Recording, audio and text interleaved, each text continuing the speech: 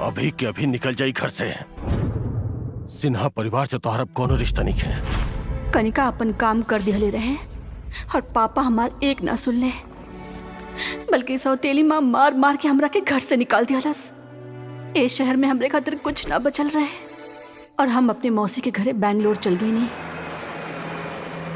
9 महीना बाद हम एगो बेटा के जन्म देनी और हमार मुश्किल यहाँ खत्म होके वाला ना रहा। हमरे बेटा के पैदा होते ही ओकरा पर हमला भइल। अरे के बड़ा तू का कर रहल बड़ा? बचावा। पर मौसी ओकरा के बचा लिहली। के रहल उ आदमी आपके पता चलल? वो आदमी के रहे ई तो ना पता, बाकी वो ऐसे बड़बड़ात रहे कि वो आपके बेटा के पिता है।